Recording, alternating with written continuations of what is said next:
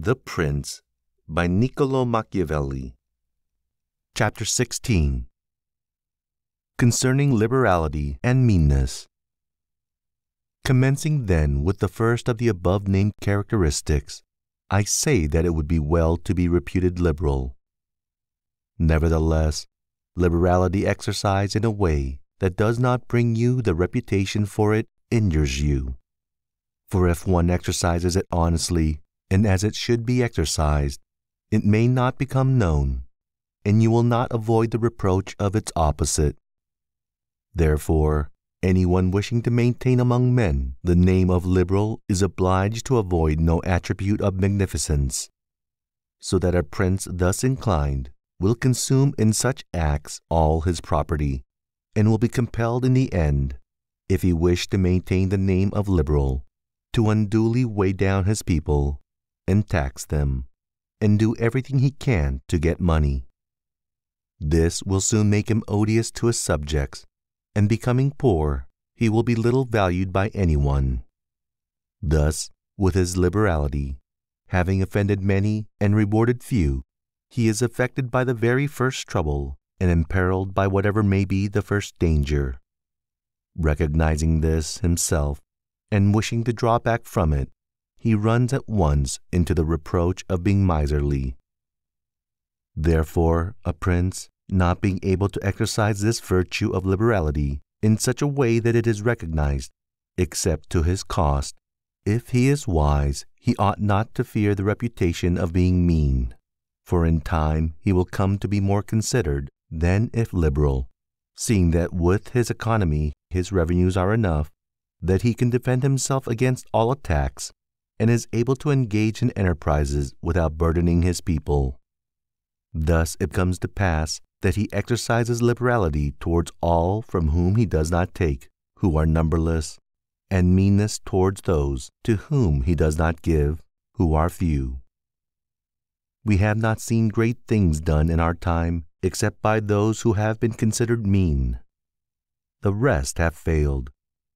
Pope Julius II was assisted in reaching the papacy by a reputation for liberality, yet he did not strive afterwards to keep it up, when he made war on the King of France, and he made many wars without imposing any extraordinary tax on his subjects, for he supplied his additional expenses out of his long thriftiness. The present King of Spain would not have undertaken or conquered in so many enterprises if he had been reputed liberal.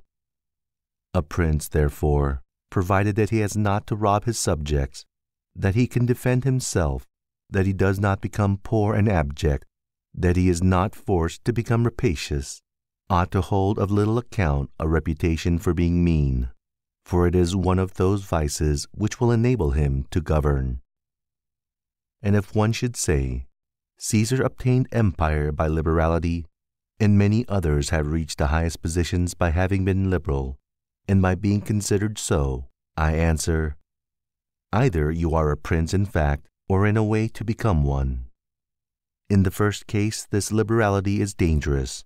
In the second, it is very necessary to be considered liberal.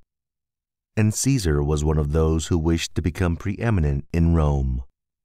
But if he had survived after becoming so, and had not moderated his expenses, he would have destroyed his government.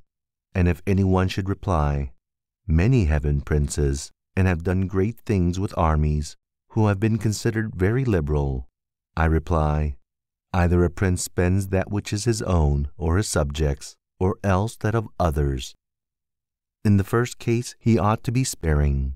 In the second he ought not to neglect any opportunity for liberality.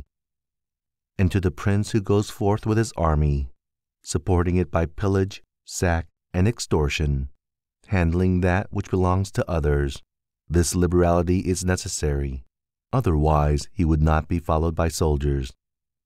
And of that which is neither yours nor your subjects, you can be a ready giver, as were Cyrus, Caesar, and Alexander, because it does not take away your reputation if you squander that of others, but adds to it.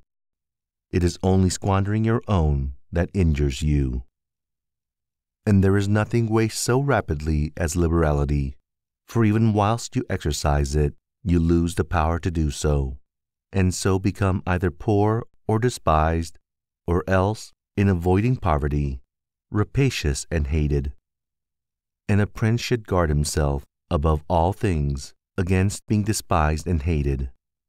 And liberality leads you to both. Therefore it is wiser to have a reputation for meanness, which brings about reproach without hatred, than to be compelled through seeking a reputation for liberality to incur a name for rapacity, which begets reproach with hatred.